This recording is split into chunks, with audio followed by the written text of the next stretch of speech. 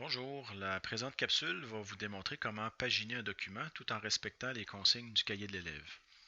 Donc pour faire la démonstration, j'ai préalablement ouvert un document Word qui contient une page titre et quelques pages. Et la page titre a été insérée à l'aide de l'outil Page de garde disponible dans Word qu'on retrouve sous l'onglet Insertion. Alors si vous voulez en savoir plus sur la façon de créer une page de garde, alors la capsule est disponible sur le portail étudiant dans la section L'informatique au campus, section Centre d'aide en informatique. Il y a quelques capsules qui sont disponibles et tout au bas, on trouve la section Word, créer une page titre avec Word 2010. Je reviens dans mon document. Donc, compte tenu que j'ai utilisé la fonction page de garde pour insérer ma page titre, automatiquement Word lui attribue un numéro de page 0 et la page suivante devient la page 1. Alors pour insérer le numéro de page, je vais tout simplement dans l'onglet Insertion, dans la boîte En-tête et pied de page, et je sélectionne Numéro de page. Pour respecter les consignes du cahier de l'élève, on doit insérer le numéro de page au bas de la page, soit au centre ou en bas à droite. Alors moi, je vais choisir l'option en bas à droite.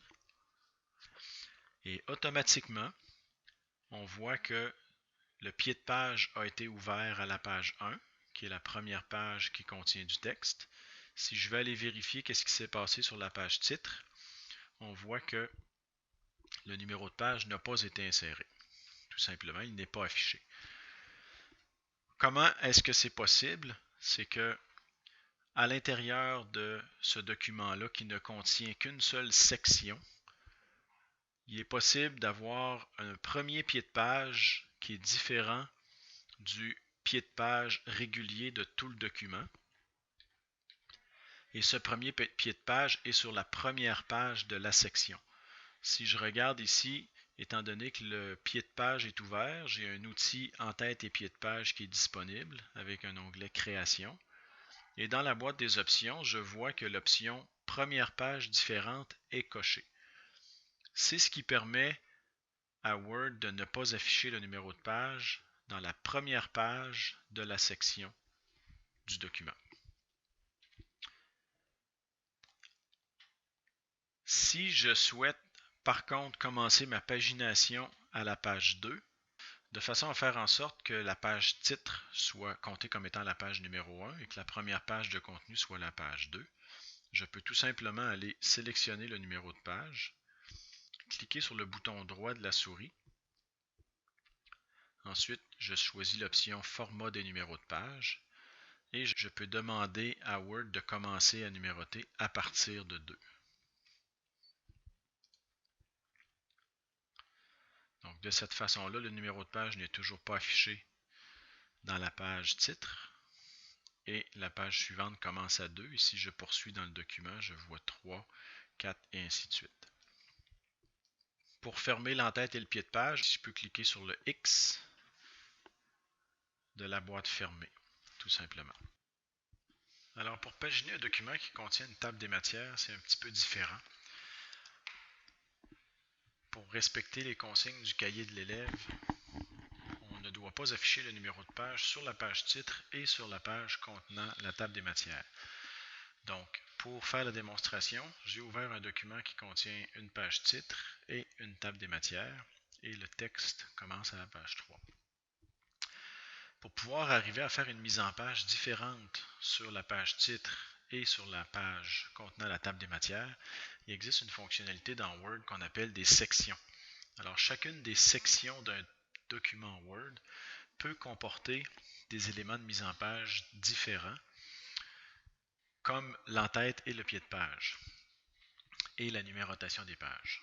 Donc, compte tenu qu'on souhaite avoir une mise en page similaire pour la page titre et pour la page contenant la table des matières, je suggère donc de laisser ces deux pages dans une section distincte, qui sera la section 1 du document, et d'insérer une nouvelle section après la table des matières. Donc pour y arriver, on vient tout simplement positionner le curseur après la table des matières. On va aller ensuite dans l'onglet Mise en page, dans le bloc Mise en page, et on va insérer un saut de page qui va être en réalité un saut de section à la page suivante. On vient donc d'établir que tout ce qui se situe après la table des matières sera dans une section différente. Maintenant, on voit ici qu'il y a une page blanche qui a été insérée. Pour comprendre pourquoi il y a une page blanche, on peut aller dans l'onglet Accueil, afficher les codes. On voit qu'il y a un saut de page qui subsiste ici. Ici, je remonte. Je vois que le saut de section à la page suivante a été inséré. Donc, j'ai plus besoin du saut de page qui est ici. Je peux donc le supprimer. Ce qui ramène le texte sur la troisième page du document. Donc, je ne souhaite pas afficher de numéro de page sur la page titre, ni sur la page contenant la table des matières. Je vais donc me concentrer sur la section 2, qui est la section qui commence avec le mot étymologie, à la page 3. Donc, je vais descendre dans le pied de page de cette section-là et je vais activer le pied de page en double-cliquant dans le pied de page. Alors voici, je suis maintenant dans le premier pied de page de la section 2 et on m'indique qu'il est identique au précédent. Pourquoi il est identique au précédent? C'est que l'option liée au précédent est activée présentement. Je vois aussi que je suis dans le premier pied de page de la section 2 et si je descends à la page suivante, j'ai le pied de page de la section 2 ensuite qui sera le pied de page pour toutes les prochaines pages. Je ne souhaite pas avoir de premier pied de page de la section 2 puisque tous les pieds de page de la section 2 seront identiques.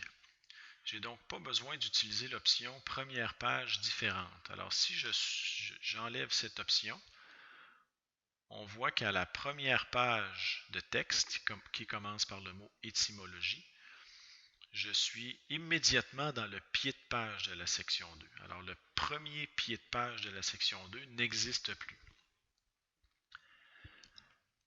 Maintenant, l'option identique au précédent est toujours là. Ce que ça veut dire, ça veut tout simplement dire que le pied de page de la section 2 sera identique au pied de page précédent qui est le pied de page de la section 1. Je ne souhaite pas ça puisque je veux afficher le numéro de page dans le pied de page de la section 2 et pas dans le pied de page de la section 1. Je vais donc enlever cette option liée au précédent. Alors, je suis maintenant dans le pied de page de la section 2 sur la première page de texte qui commence par le mot étymologie. C'est ici que je souhaite insérer mon numéro de page. Je vais donc aller dans Insertion, numéro de page, comme on le fait pour un document ne contenant pas de table des matières. Je vais insérer un numéro au bas de la page à droite. Et voici. Donc, le pied de page de la section 2 contient maintenant un numéro de page. Si je vais voir plus loin,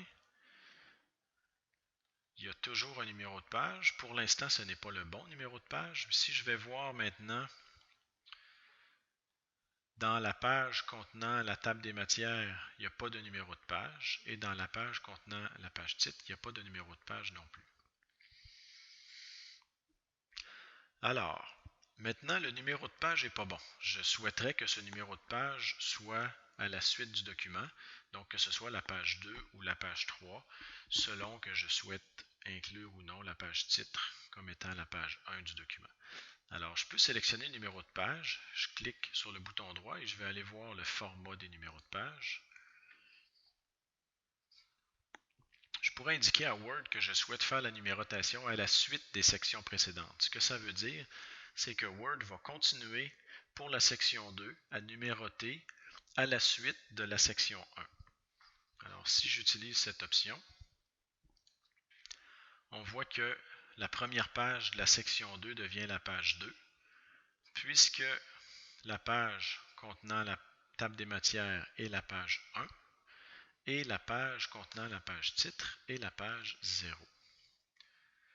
Si je souhaite que la première page contenant du texte soit plutôt la page 3, je dois à ce moment-là resélectionner le numéro de la page, aller dans les formats numéro de page et dire à Word de numéroter à partir de 3.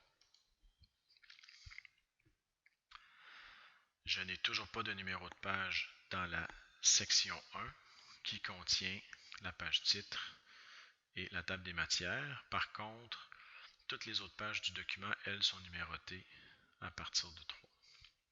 Je peux maintenant fermer l'entête et le pied de page. Je peux arrêter l'affichage des codes. Et j'ai maintenant une pagination appropriée.